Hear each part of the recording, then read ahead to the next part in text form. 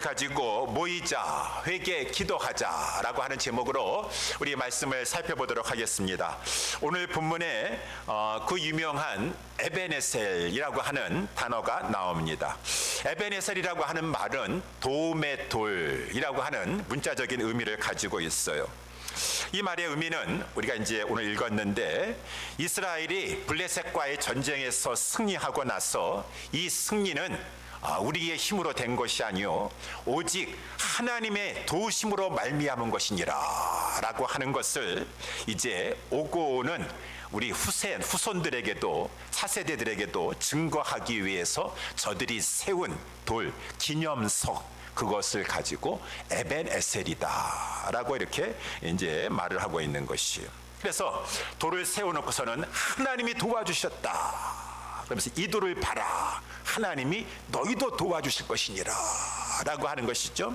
그러니 얼마나 정말 좋은 그러한 말입니까? 하나님이 너를 도우시리라 라고 하는 의미를 가지고 있으니까 사람들이 에베네셀 좋아한다 그 말입니다. 그래서 우리 크리스찬인들이 기업을 세워도 우리는 주식회사 에베네셀 이렇게 이제 이 기업을 이제 세우니까 이 기업은 하나님이 도와주시리라 라고도 하고, 우리 미국에서는 에버니저라고 해가지고 우리 남자 아이 이름을 지을 때 이렇게 또 에베네셀이라고도 짓기도 하고, 우리 근처에 저 페리올 하이스쿨이 있는 그 앞에 있는 도로가 에버니저라고 로드예요. 그러니까 사람들이 이 에베네셀이라고 하는 것을 참 좋아한다 그 말인 것입니다. 그러면은 우리 회사 이제 세워놓고서는 에베네셀 기업이라고 한다 그러면은 하나님께서는 이제 그 기업은 책임져 주시고 무조건 도와주실까요? 하나님께서 그 사람은 하나님께서 이렇게 이제 그 지역에 살고 있는 그 모든 에베네셀 도로에 살고 있는 사람들은 무조건 다 하나님이 도와주실까요? 그런 것은 아니에요. 그런 것은 아니에요. 소원이지만. 그래서 오늘 본문에 보게 되면은 이 에베네셀이라고 하는 것이 원래 지명입니다. 지명이에요. 여기서는 돌을 가지고 에베네셀이라고 했지만 지명이에요. 그래서 4장 1절에 보게 되면은 우리 에베네셀이라는 단어가 여기 또 등장하고 있으니 이 돌과는 다른 그 지역의 이름이다라고 하는 것이에요. 4장 1절에 보게 되면은 이스라엘이 블레셋과 전쟁하려고 하였습니다. 아니, 이스라엘도 전쟁을 먼저 공격을 개시하네요. 외국이 쳐들어오면은 막아내는 그러한 것뿐만 아니라 이스라엘이 너무 괴로웠어요.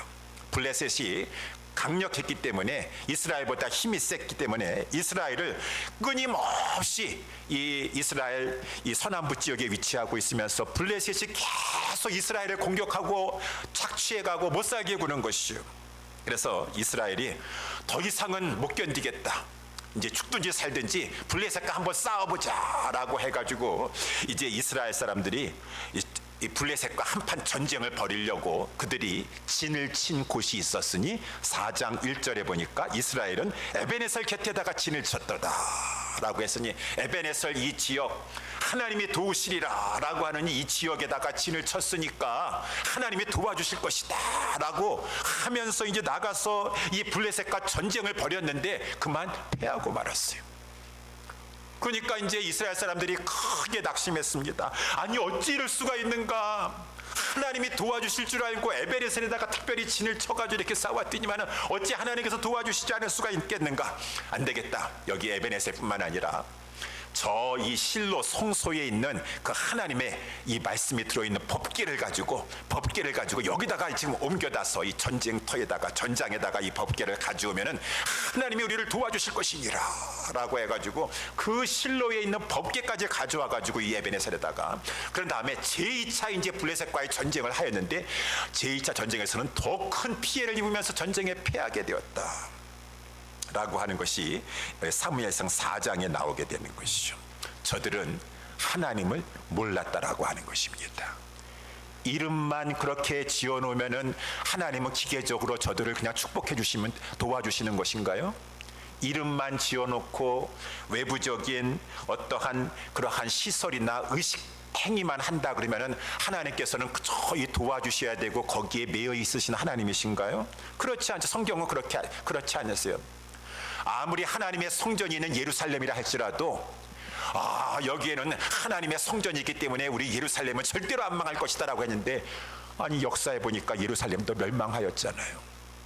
하나님은 그 외부의 시설이나 이름이라든가 그러한 것에 의식이라든가 그러한 것에 매이는 하나님이 아니시다라고 하는 것을 성경에서 말씀해 주고 있는 것이죠. 그러면은 도대체 무엇 때문에 전쟁에서 패했냐 그 말입니다. 우리가 정말 이름을 잘못 쪄가지고 패했느냐, 여호와의 법궤를 가져오지 까지 가져와가지고 그랬는데 또 왜 패했느냐 그 말인 것입니다. 그것은 성경은 너희들이 패하게 된 것은, 너희들이 하나님의 도우심을 못 받은 것은, 너희들이 지금도 그렇게 블레셋의 악재를 당하고 있는 것은 죄 때문에 그렇다라고 하는 것이죠. 죄 때문에 패하고 죄 때문에 고통당하고 죄 때문에 멸망하는 것인데 이 구약의 이스라엘 백성들이 그것을 알지 못해요. 왜 이스라엘 백성들이 그 가나안 땅에 빨리 들어가지 못하고 광야에서 왜 이렇게 그 40년 가까이 계속 떠돌면서 방황하면서 왜 죽어가고 있는가? 이것이 인생이라고 하는 것인가? 왜 우리가 이렇게 광야에서 맨날 방황하고 살아야 되는 것인가? 왜 그런 것이에요? 하나님 앞에 죄를 지었기 때문에, 특별히 하나님의 능력을 멸시하고선 원망하면서 불평하는 죄를 저질렀기 때문이라고 성경은 말씀해 주고 있는 것이고, 지난번에 우리 민수기에도 살펴봤지만 왜 갑자기 불뱀이 나타나가지고 우리를 막 물고 지금 사람들이 죽어가고, 이 불뱀이 왜 이 질병이 막 이러한 것들이 왜 생깁니까? 죄 때문에 원망했잖아요. 그 부모 세대들도 죄 때문에 이렇게 지금 방황하고 있는데 그 다음 세대들도 또 원망하고 불평하고. 그러니 성경에서 말하는 것은 창세기 3장에서부터 아담과 하와가 왜 이 에덴 동산에서 쫓겨나서 왜 그렇게 방황하고 결국은 흙이니까 흙으로 돌아가는 그러한 비참한 죽음의 운명을 맞이하게 되는 것인가? 죄 때문에, 하나님 앞에 죄 지었기 때문에.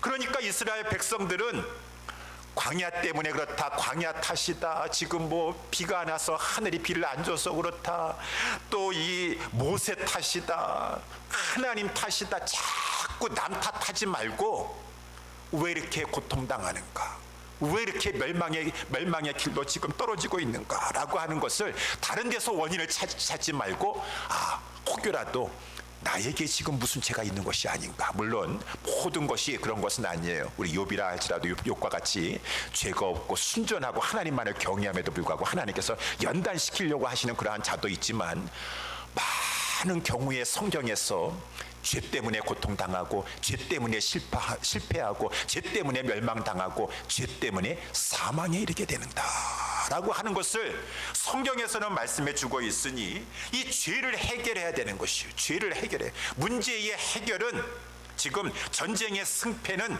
다른 데 있는 것이 아니라, 하나님의 도우심을 못 받는 것은 다른 데 원인이 있는 것이 아니라 이 죄에 있는 것인데, 이 죄 문제를 해결해야 돼요. 죄 문제를 지금 해결해야 돼요. 그 죄 문제를 해결하는 것이 바로 회개다라고 해요. 그러니까 회개가 이렇게도 중요한 것이에요. 회개가 이렇게 중요한 것이다. 그래서 오늘 본문의 말씀도 이렇게 저들이 승리하여 가지고 에베네셀, 하나님이 우리를 도와주셨다라고 하는 것은, 오늘 이제 우리 본문의 말씀을 살펴볼 거지만, 회개했기 때문에 그런 것이다. 죄를 회개했기 때문이다. 회개가 열쇠입니다.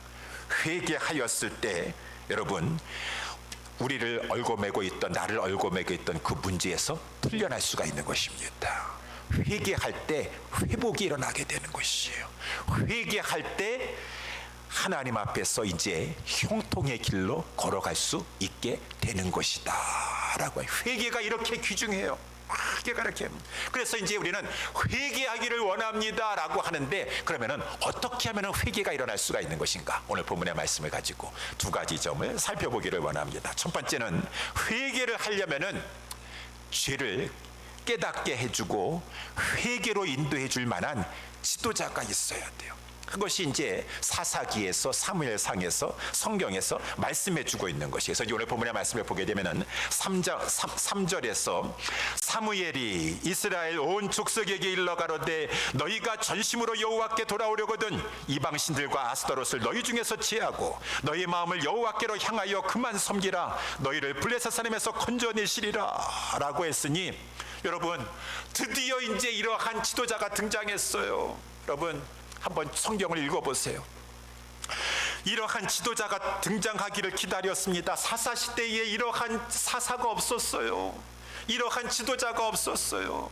뭐 앞에 들었지만 특별히 사사기 17장서부터 매서는요, 정말 지도자가 없었어요. 그러니까 사사기 17장서부터는 18장, 19장 계속해서 매번 나오는 말씀이 그때 이스라엘에 왕이 없었다. 왕은 지도자를 말해주고 있는 것이요. 왕이 없어서 사람마다 다 소견대로 오르면 자기 소견에 오른 대로 행하고, 그러니까 하나님께서 암몬 자손을 통해서 미디안을 통해서 블레셋을 통해서 저렇게 압제를 당하고 고통을 당하고 했는데 저들의 죄를 지적해 주는 사람이 없고, 그래서 회개케 도와주는 그러한 왕이 없었더라, 참다운 지도자가 없었더라라고 했는데, 드디어 이제 이 사무엘 3장에 이제 와서 사무엘이 등장한다. 사무엘이 이 이스라엘 족속에게 하는 말입니다. 너희가 전심으로 여호와께 돌아오려거든 이방 신들과 아스타롯을 너희 중에서 제하고 너희 마음을 여호와께로 향하여 그만 섬기라. 그러면은 너희를 블레셋 사람의 손에서 건져내시리라 라고 했으니, 사무엘이 이제 진정한 왕이 되어서 저들을 다스리게 되었다라고 하는 것을 말씀해 주고 있어요. 그래요, 여러분. 아까도 말씀한 것처럼 사사기에서는 그때는 이스라엘에 왕이 없었어요. 참다운 지도자가 없었어요. 죄를 깨닫게 해주는 사람, 죄를 회개케 하는 자가 아무도 없었어요. 지난번에도 한번 말씀했는지 모르겠지만, 그래서 우리 사무엘 사사기 17장에 보게 되면은 이런 내용이 나옵니다. 저 에브라임 산지에 미가라고 하는 사람이 살고 있었어요. 에브라임 사람 미가가 살고 있었어요. 이 청년인 것 같아요. 근데 이자가 자기 집에서 자기 어머니 돈을 훔쳤어요. 그러니까 이 어머니가 누가 훔쳤는지 모르니까 막 그냥 저주를 하는데, 내 돈 훔쳐간 사람은 저주를 받을지어다, 저주를 받을지어다. 막 어머니가 그러니까 아들이 옆에서 그 얘기를 듣고 있다가 막 저주가 임할 것 같으니까 이 돈을 가지고 어머니한테 갖다 줬어요. 여러분이 만약에 그렇게 여러분의 자녀가 여러분의 돈을 훔쳤다가 나중에 막 여러분들이 막 저주를 퍼부었더니만 아들이 무서워가지고 돈을 가져다 줬으면 여러분들은 어떻게 하겠습니까? 여러분은 어떻게 하겠어요? 혼을 내야 될 거 아니겠어요? 일단은요, 가져온 것만 생각하는 것이 아니라, 너가 왜 내 돈을 훔쳤냐? 물론 네 어미 돈이긴 하지만은 너 그래도 어미 돈이든 누구 돈이든 가져가가지고 이렇게 모르게 허락도 안 받고 가져가는 것은 훔친 것이야. 너 하나님의 그 수많은 계명 중에서 가장 중요한 계명이 10계명이고 10계명 중에서 8계명에 분명히 나와 있어서 도둑질하지 말라고 그랬는데, 너 왜 내 허락도 안 받고 어미 것을 함부로 가져갔느냐? 너 하나님 두려운 줄 모르느냐 이 자식아?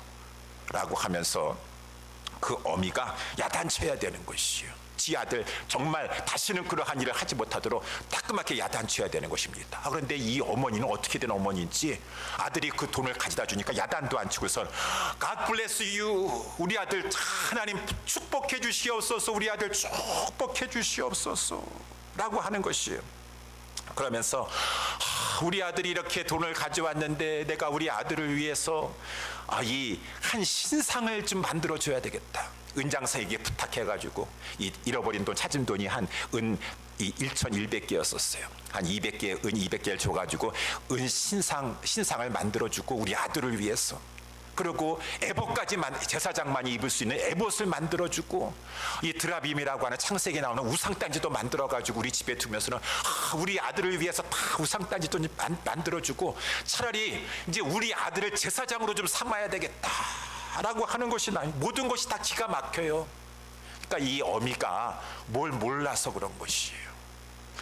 이 하나님은 십계명에서 제1계명이 하나님 외에는, 나 외에는 다른 신을 내 앞에 두지 말지니라라고 했는데, 어찌 이렇게 드라빔도 우상이요 은신상을 만들어 가지고 두는 것이고, 하나님이 제2계명에 새긴 우상을 만들지 말아라, 나에 대해서 아무것도 형상화시키지 말아라 라고 했는데, 이 어미는 지금 1계명도 모르고 2계명도 모르고, 거기다가 어찌 하나님께서 지정한 아론의 자손만이 제사장이 될 수가 있는데 자기 자식을 가지고 제사장으로 막 함부로 세우고, 그러니 이 사사시대에는 지금 다 하나님의 말씀도 모르고 가르쳐주는 사람도 없고 막 그냥 자기 소견에 오른 대로 막 죄만 짓고 있는 것이에요.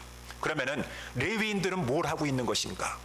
모세는 이미 다 레위인도 우리 주일날 말씀을 살펴본 때 엘리와 엘리의 아들들도 제사장이라고 하였고 제사장들이 있었고 레위인들이 있었어요. 그들은 성막에서 봉사할 뿐만 아니라 하나님께서 특별히 레위인들을 다 지파별로 흩으셔가지고 저들에게는 하나님께서 응식이라고 다 생활에 필요한 것들 다 공급해 주시면서 저들은 저 하나님의 일에 봉사하고 이 백성들을 가르치라고 하셨는데 그 레위인들은 뭘 하고 있었던가? 그 사사기에 이제 곧바로 나오는 그 장면이 한 레위인이 저 유대에 살고 있었었는데 그것을 떠나가지고 거할 곳을 찾다가 이 레위인도 먹고 살기가 힘들었었던 것 같아요. 거할 곳을 찾다가 어떻게 또 이 미가라고 하는 집에 오게 되었어요. 그러면은 이가 레위인이라고 한다면은 오늘날로 말하면은 목사라고 한다 그러면은 이 집에 들어갔는데 그냥 거기에 우상단지가 있네. 은으로 만든 우상단지가 있네. 그리고 제사장만 있는 에봇을 가지고 감히 거기다가 걸어놓고 막 그런 일을 했다고 한다면은 깜짝 놀래가지고 그 목사님이 지금 당신 하나님 믿는다고 하면서 예수 믿는다고 하면서 이게 무슨 일입니까? 하면서 책망하면서 그것을 다 지금 불태워 버리든가 버려야 될 것인데 이 미가의 어머니가 이것이 웬일이냐, 하나님이 우리 집안에 축복해 주려고 이렇게 우리가 신당을 꾸며놨더니만은 오히려 제사장을 레위인을 보내주셨구나 라고 하면서 이 어머니가 이제 이 오퍼를 하는 것이에요. 우리 집에 와서 우리 집의 제사장이 되어주기만 하면은 해마다 은열과 의복 한 벌과 식물을 주리라. 먹을 거 걱정 없이 다 생계를 책임져 주겠다. 그저 우리 집안에 와서 복만 빌어주고 우리 집안에 와가지고 제사만 드려주면은 내가 이렇게 해주겠다라고 하니까 이 레위인이 그것에 만족하고, 이 레위인은 그 집에 있었던 그 은신상도 그냥 그것을 보고서는 묵인하고, 아니 이 사람은 어떻게 하나님의 율법을 모르는 레위인이었던가, 아니면 알면서도 먹고 살기 위한 사꾼과 같은 그러한 레위인이었었던가.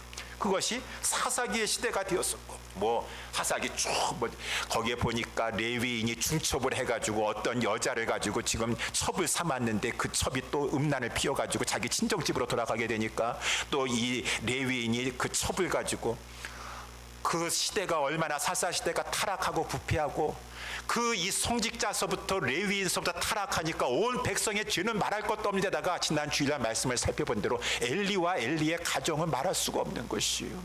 그렇게 하나님의 제사를 멸시하고 있음에도 불구하고 엘리가 대제사장이고 그가 사살하기까지 한다 그러면은, 야, 너 지금 하나님의 할 일이 없어가지고 제사장이 되어가지고 하나님 제사나 멸시를 하고 있느냐 라고 엄중하게 책망해야 될 것인데, 하나님 두려운 줄 모르고 인간적인 생각을 가지고 있어가지고 내 아들아 그리하지 말아라. 내게 들리는 소문이 안 좋구나. 소문이 안 좋다. 하나님 두려울 줄 모르는 자가 지도자가 되고 제사장들이 되고 그 아들들이 예배를 멸시하고 있고 온 백성들이 그랬는데 그 누구 하나 그것을 깨우쳐주는 사람이 없고 그것을 지적해주는 사람이 없고, 이럴 때 사무엘이 등장하였더라고. 이제 드디어 사무엘이 등장했어. 이 3절에 나와요. 온 이스라엘 백성들에게 가로되 너희가 전심으로 여호와께 돌아와야 하리라. 돌아온다는 것은 리턴한다라는 것은 방향을 전환하여 가지고 회개해야 된다라고 하는 말이에요. 사무엘이 등장한다라는 것이죠. 이것이 얼마나 그동안은 답답했습니다. 사사기나 사무엘상 읽으면서. 사무엘이 사사면서 이 선지자였었어요. 그가 이제 선지자가 되어가지고 어렸을 때 하나님부터 처음 받은 말씀이 엘리 대제사장이 해가지고 하나님 말씀, 그것은 바로 심판 예언의 말씀이에요. 엘리 제사장이 다시 한번 심판을 예언하는 그 사명을 받아서 선지자 역할을 하더니만은, 우리 사무엘상 3장 19절 20절 보게 되면은, 사무엘이 자라매 여호와께서 그와 함께 계셔서 그 말로 하나도 땅에 떨어지지 않게 하시니 단에서부터 부엘세바까지의 온 이스라엘이 사무엘은 여호와의 선지자로 세우심을 입은 줄을 알았더라. 그가 하나님의 말씀을 받아서 4장 1절에도 사무엘의 말이 온 이스라엘에 전파되니라. 사무엘이 막 온 이스라엘에 막 하나님의 말씀을 전파했는데 무슨 말 전했을까요? 사무엘이 하나님의 말. 그 시대가 죄가 간영한 시대니까 사무엘은 돌아다니면서 이스라엘을 돌아다니면서 회개하라. 너희들이 하나님 앞에 범죄했기 때문에 우리가 이렇게 블레셋의 압제를 당하고 있는 것이니라. 회개하라. 그래서 4장 5장 이 6장 7장에 이르기까지는 사무엘의 이름이 등장하지 않아요. 그때는 막 지금 언약궤를 빼앗겨가지고 언약궤가 블레셋에 갔다가 다시 모으고 막 그러한 시대였었습니다. 그러니까 사무엘이 그동안은 뭐하고 있었을까? 성경에는 나와 있지 않지만 추측할 수 있는 것은 아까 그 말씀에 이어서 사무엘은 지금 온 이스라엘을 돌아다니면서 막 회개를 외치고 죄를 버리라라고 막 그랬을 거예요. 그러니까 드디어 이제 참 선지자가 나타나서 이스라엘 백성들이 하나님의 말씀을 들으니까 회개하기 시작했어요. 그래서 우리가 오늘 7장 2절 말씀은 없지만 성경책을 보게 되면은 거기 7장 2절의 끝부분에 이스라엘 온 족속이 여호와를 사모하니라. 여기 사모했다라는 것은 영어 성경에 보니까 슬퍼했다라고 하는 것이요. 저들이 이 사무엘이 아마 이제 그 4장, 5장, 6장에는 이름이 등장하지 않지만 아까 3장에 말씀한 것처럼 온 이스라엘을 다니면서 하나님의 말씀을 받아가지고 전파하기 시작하니까 이스라엘 백성들이 죄를 깨달은 다음에 막 슬퍼했을 것이요. 죄를 뉘우쳤을 것이요. 과거에 우리가 이렇게 하나님 앞에 범죄했기 때문에 지금 이러한 상황이 된 것입니다라고 막 뉘우쳤을 것이요. 그런데 회개라고 하는 것은요, 뉘우침에서 그치는 것이 아닙니다. 과거의 그러한 일을 슬퍼하는 것이 아니라 아까 말한 것처럼 회개는 방향을 전환하는 것이요. 내가 이렇게 죄나 추구하고 살았던 그 삶에서 이제 턴어라운드 해가지고 리턴해서 방향을 하나님께로 향하는 것이 바로 회개라고 하는 것이요. 그래서 다시 한번 이 3절 말씀을 보게 되면은 이 사무엘이 회개를 말씀하는 것이죠. 사무엘이 이스라엘 온 족속에게 일러 가로되 너희가 전심이라는 것은 진심으로, 지금 이스라엘 백성들이 이제 여호와를 사모하기 시작했어요. 막 자기 죄를 슬퍼하고 막 이 고통 울면서 하나님 앞에 이제 슬퍼하기 뉘우치기 시작했어요.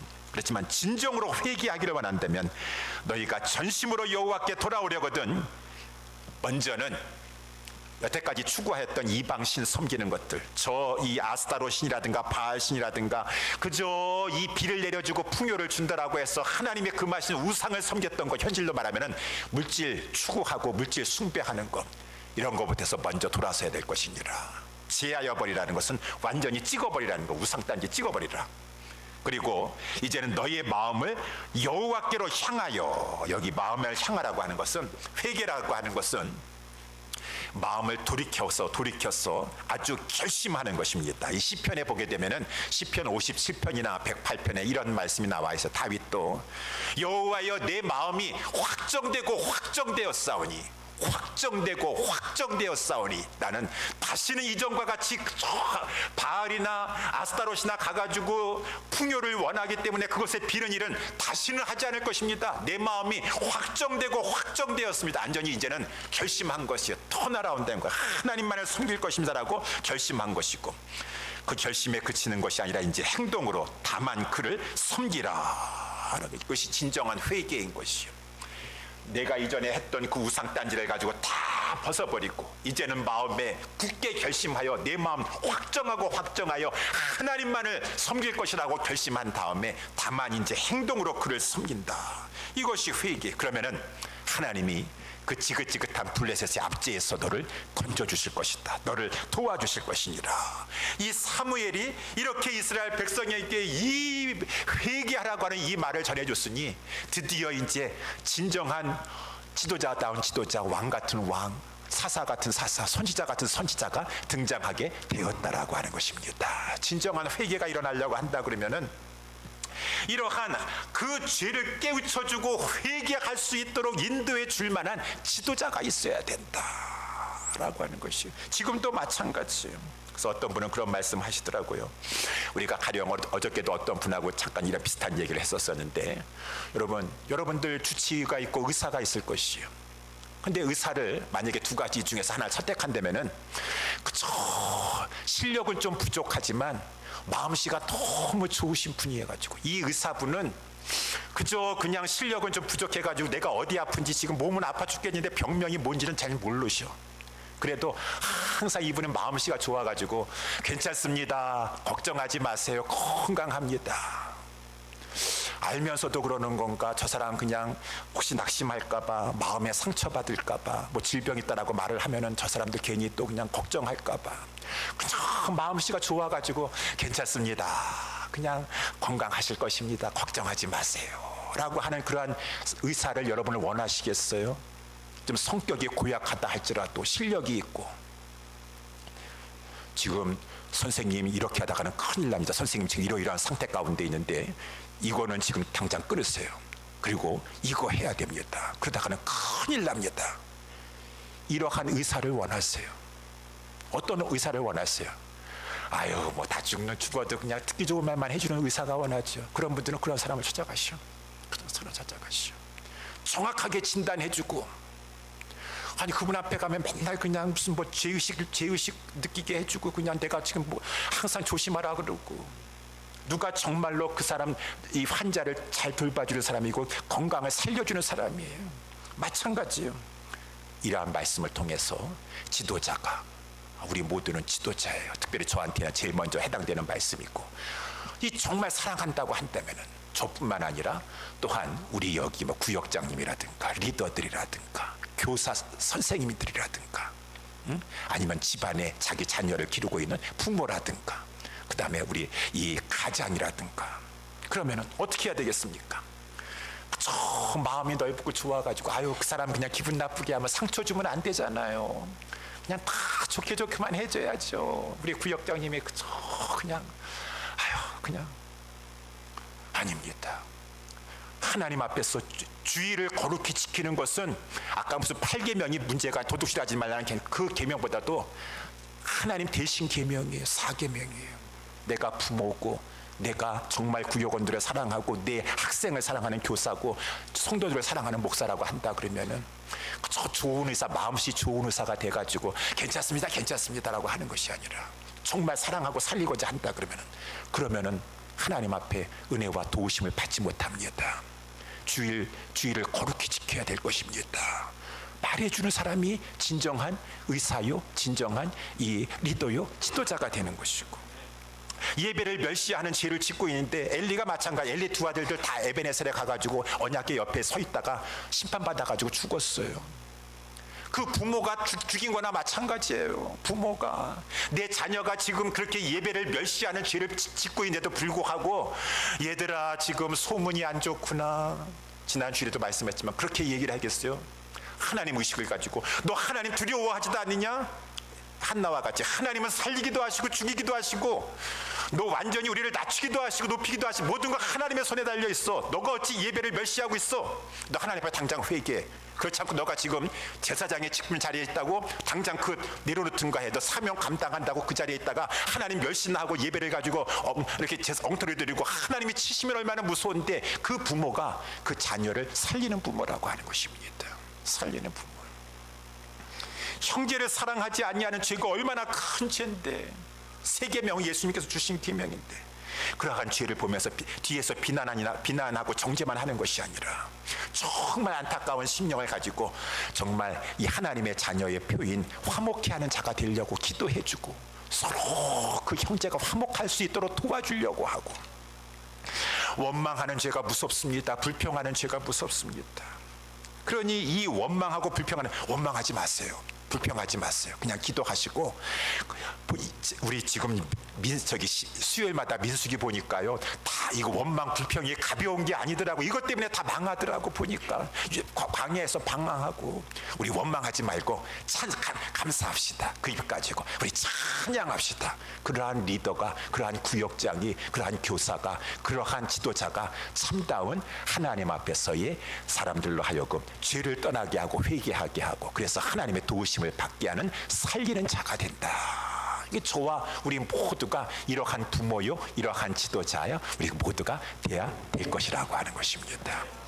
두 번째, 그러면은 이렇게 진정한 회개가 일어나서 우리가 살려고 한다, 하나님의 도우심을 받으려고 한다 그러면은 어떻게 해야 될 것인가? 그것은 지도자가 이렇게 이 회개케 하고 죄를 깨우쳐 주려고 했었을 때 거기에 반응하고 따라와야 된다라고 하는 거 아니겠습니까? 그래서 오늘 말씀 5절에 보게 되면은 사무엘이 가로되 온 이스라엘은 미스바에 모이라 라고 했어요. 사무엘이 막 이 회개를, 이 지금 우상들 버려라, 제하여 버려라 라고 하니까 4절에 보니까 이스라엘 자손이 바알들과 아스토를 제하여 버렸어요. 여호와만 섬기게 되었어요. 그러면 끝난 것입니까? 아니에요. 이제 블레셋을 물리쳐야 돼요. 블레셋의 압제를 우리가 이제 회개하기 시작했어요.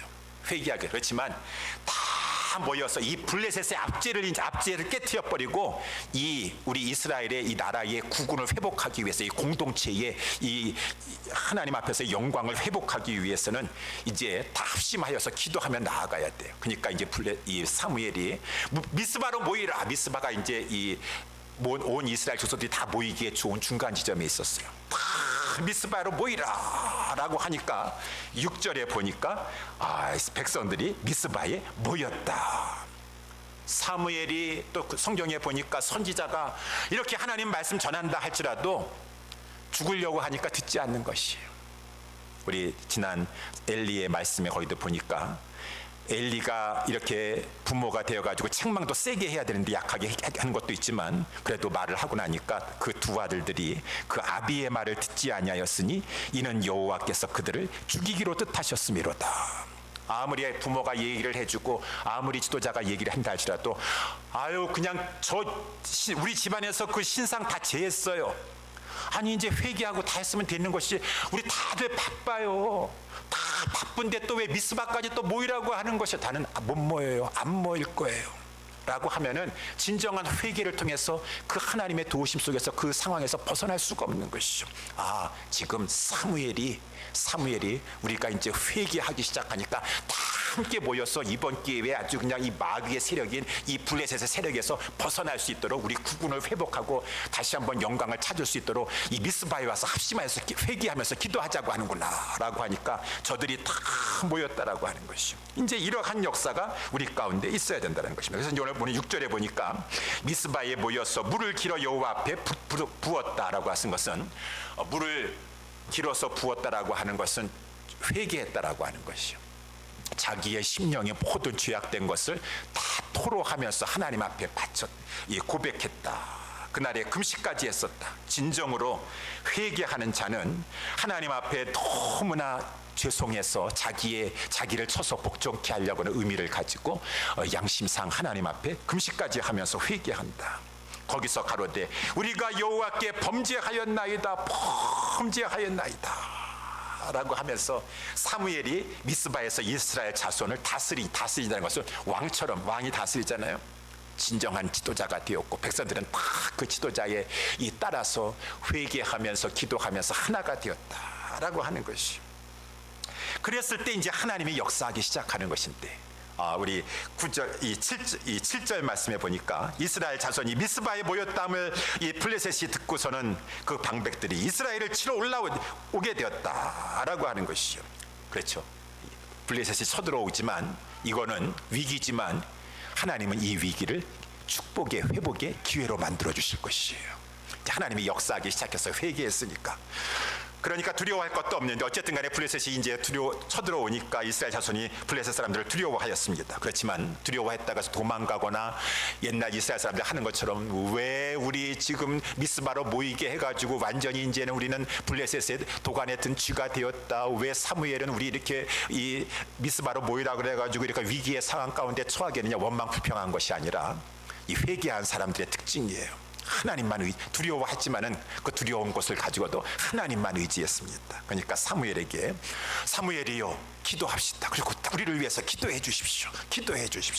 그러니까 사무엘 8절에 보니까 사무엘에게 이르되 당신은 우리를 위하여 우리 하나님 여호와께 쉬지 말고 부르짖어 우리를 블레셋 사람의 손에서 구원하여 주소서 라고 이렇게 했어요. 그래서 이제 이 9절 10절에 보니까 사무엘이 기도를 하기 전에 먼저 하나님 앞에 번제를 드렸다. 사무엘이 젖 먹는 어린 양을 취하여 온전한 번제를 여호와께 드리고 이스라엘을 위하여 여호와께 부르짖음에 여호와께서 그 기도에 응답하셨다. 여기 번제라고 하는 것이 무엇입니까? 번제는 희생, 헌신을 말해주고 있는 것이죠. 희생, 헌신. 아주 내 자신을 태워가지고 이것은 번제를 드렸다라고 하는 것은 사무엘이 하나님 앞에서 이스라엘을 대표해서 하나님 이번 지금 블레셋이 쳐들어왔는데 무조건 하나님 도와달라고 기도하기 전에 하나님 이번 전쟁에서 승리할 수 있도록 도와주시옵소서. 그러면은 번제는 희생이라고 해서 헌신이라고 했습니다. 하나님 앞에 우리 이스라엘 백성들과 함께 하나님 앞에 헌신할 것입니다. 하나님 앞에 헌신할 것입니다. 서약과 같은 것이요. 서약. 이 사사기나 이 장면도 마찬가지고 전쟁에 승리하고 여러 가지 어려움에서 승리하기 위해서는 하나님 앞에 기도하는데 소원까지 하면서 기도한다는, 간절히 기도하는 것이죠. 한나가 그러지 않았습니까? 하나님, 만일 이 여인의 이 여종의 고통을 돌아보시고 내가 지금 아들이 없어가지고 이렇게 수모와 멸시를 당하고 있는데 아들 주시면 번제, 희생, 헌신 드린 것처럼 그 아들 하나님 앞에 드리겠습니다. 소원하지 않았어요? 입다도 그렇지 않았습니까? 하나님, 지금 암몬 자손이 쳐들어왔는데 나와 내 비류들이 나와서 싸워 이길 수 있는 만한 상황은 안 됩니다. 그렇지만 하나님께서 도와주셔서 지금 만일 과연 하나님께서 암몬 자손으로부터 붙여주시면 내가 번제로 바치겠나이다. 내 집에 번제 희생하겠습니다. 헌신하겠습니다. 라고 하는 것이요. 이것이 간절히 기도. 우리도 마찬가지 아닙니까? 우리도 하나님 앞에 기도할 때, 하나님, 정말 이 어려운 상황입니다. 도저히 이 상황에서 내 힘으로는 빠져나올 수가 없습니다. 하나님, 이번에 하나님의 도움의 손길을 베풀어 주시옵소서. 그러면 하나님 앞에 헌신하겠습니다. 정말 하나님께 순종하겠습니다. 그러한 차원이 바로 번제예요. 번제는 헌신과 희생을 약속하는 의미를 가지고 있어요. 그래서 하나님께서 번제에 그 소원하면서 약속하실 때 역사하신다는 것입니다. 10절에 보니까 사무엘이 번제를 드렸을 때에 하나님이 응답하시면서 이제 이 전쟁 가운데 역사하셨다라고 하는 것이죠. 그래서 우리들도 하나님 앞에 기도할 때 하나님 앞에 우리의 희생과 헌신을 하나님 앞에 다짐하면서 기도한다, 그 말인 것입니다. 물론 이 구약에 나와 있는 이러한 번제나 제물, 그런 것들은 앞으로 오실 예수 그리스도를 보여주고 있어요. 진정한 온전한 번제가 되신 분은 우리 주 예수 그리스도이지 않으십니까? 우리 예수님이 오셔서 제물 되어 오셨어요. 속죄의 제물 되어 오셨어요. 자기 자신을 깨끗하게 다 드리시고 우리 예수님 영문 밖에 가셔가지고 마치 그 제사장들이 고기를 가지고 다 그 똥까지 다 불태워버렸다는 것처럼 우리 예수님께서 하나님의 진노를 다 받으셨어요. 다 희생하셨어요. 다 희생. 그러니 우리 진정한 온전한 번제물이 되시고 온전한 제사를 드리신 분은 우리 주 예수 그리스도이세요. 그래서 우리가 기도할 때마다 우리 주 예수 그리스도 이름으로 기도합니다 라고 하지만, 정말 예수 그리스도의 이 구속, 우리를 위한 희생, 그것을 믿는 사람은 또한 우리가 하나님 앞에서 헌신을 다짐합니다. 나 구주 위에 살리라. 나 대속하신 우리 주님께 내 생명 드리며 나 주님을 위해 살리라 라고 하면서 주님을 바라보는 자는, 주님을 의지하는 자는 하나님 앞에서 또한 우리의 희생과 헌신을, 순종을 다짐한다, 그 말인 것입니다. 그 기도를 하나님께서 기뻐하시는 것이죠.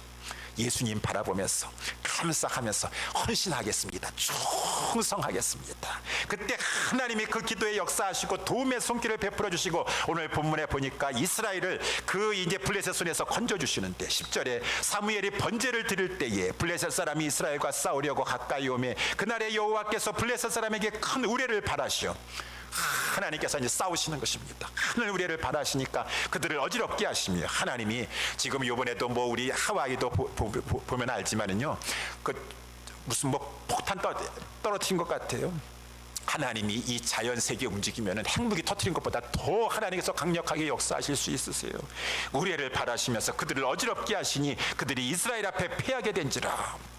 그때 이제 이스라엘 사람들이 미스바에 나가서 블레셋 사람을 따라 백갈 아래까지 가서 치고 나서 사무엘이 아까 제가 설교 초뒤에 하는 것처럼 이 전쟁은 하나님이 도와주셔서 이겼다, 이 사실을 기념석을 세워가지고 우리 오고 오는 세대의 우리 후손들에게, 믿음의 이 자손들에게 하나님이 이렇게 회개하였을 때, 죄를 버리고 회개하였을 때 하나님이 역사해 주셨다라고 하는 것을 돌을 세워서 우리 증거하자, 기념석을 세웠던 것이 에베네셀이다 라고 하는 것이라는 것입니다. 사랑하는 우리 예수사랑교회 성도 여러분들이요, 오늘 본문의 말씀을 살펴봤습니다. 우리는 신앙생활 하는데 어떤 외형적인 것에 붙잡고만 우리가 신앙생활 하지만, 이름만 이렇게 에베네셀이라고 짓는다고 해서 어떻게 명칭만 신경 쓴다고 해서 그러한 것에 비상적인 생활을 하는 그러한 자들이 아닌, 껍데기만 붙잡고 있는 자들이 아닌 것입니다. 정말로 중요한 것은 우리가 죄를 미워하고 하나님 앞에 회개하고 전심으로 주님을 향하고 있는가. 저부터 시작해서 저와 우리 사랑하는 교회의 우리 리더들과 지도자들 리더들과 특별히 우리 모든 가정의 부모님들과 자녀들은 우리 죄를 깨닫게 하고 우리 자녀들을, 우리 성도들을 어찌하든지 간에 살리는 쪽으로 회개하는 길 가운데로 인도해 나아가는 우리 모두가 돼야 될 것입니다. 우리 부모님들도 그렇게 하셔서 사랑하기 때문에 막 정죄하고 비판하고 막 그러는 차원이 아니라 정말로 사랑하기 때문에, 그러다가 오해도 받아요. 그러다가 미움도 당할 수가 있습니다. 어저께도 어떤 분이 그런 말씀하시는데, 제가요 교회 생활 이렇게 하다 보니까 그저 저는 안타까워가지고 몇 마디 했더니만은 그 사람이 너를 가지고 막 오해하고 미워해가지고요 많은 어려움을 당해서 내가 다시는 그렇게 안 하려고 이렇게 생각을 해나가는데 그래도 안타까웠어. 맞아요. 그것이 바로 교회를 위해서 고난당하는 것이에요. 뭐 교회를 위해서 고난당하는 것이 뭐 그냥 무슨 뭐 지붕 올라가서 뭐 공사하고 하는 그것만 고난당하는 것이 아니라, 골로새서 1장 24절에 내가 이제 너희를 위하여 받는 괴로움을 기뻐하고 그리스도의 남은 고난을 그의 몸된 교회를 위하여 내 육체에 채우는데, 무슨 고난이에요? 우리가 예수 그리스도를 전파하면서 각 사람을 권하고 모든 지혜로 각 사람을 가르치고 각 사람을 그리스도 한 자리에 살해서 완전한 자로 세우려고 하다 보니까 그 사람이 죄에서 벗어나야 될 텐데 안타까운 마음을 가지고 이 일을 하다가 오해도 받고 이 일을 하다가 미움도 당하고 왕따도 당하는 것이, 그럼에도 불구하고 그 일을 사랑하기 때문에, 교회를 사랑하기 때문에, 살리려고 하기 때문에 하는 것이 바로 그리스도의 남은 고난을 내 육체에 채우는 것이다. 채우는 것이. 그러니 내가 사람들한테 외면당하고요 다시는 나는 이제 그런 거 안 하겠습니다. 그러면은 마음 좋으신 분만 돼가지고 그냥 걱정 없습니다, 잘하시고 계십니다, 격려만 해주고 그러는 것이라는 것이 그렇지 않죠. 우리 모두는 저와 우리 모두는 죄를 미워하고 죄를 벗어나서 하기 때문에 저 성도가 살 수가 있는데, 우리 모두는 그러한 것을 가지고 깨우쳐주고 회개의 길로 인도해야 될 것이고, 또 특별히 우리 모든 성도들은 아무리 깨우쳐주고 아무리 알려준다 할지라도 듣지 아니하면 할 수가 없어요. 시편 141편 5절 의인이 나를 칠지라도 은혜로 여기며 책망할지라도 머리에 기름과 같이 보배와 같이 여길 것이니라. 아유, 저분한테 가면은 괜히 이상하게 맨날 그냥 죄의식만 심어주고, 아니에요. 나를 어떻게 살려주는 사람이 될 수 있어요. 오히려 그것을 가지고 머리에 기름과 같이 보배롭게 여기고, 그랬을 때 하나님께서 우리 가운데 역사하셔서 우리가 죄를 자꾸 버리고 하나님 앞에 이제 나아갔을 때 하나님 우리를 도와주십니다. 에베네셀의 세일의 역사를 우리에게 베풀어 주십니다. 이러한 역사가 우리 모두 가운데, 우리 가정에서, 우리 교회 공동체에서, 이 나라에서 이루어질 수 있게 되기를 예수님의 이름으로 축원합니다. 기도하겠습니다.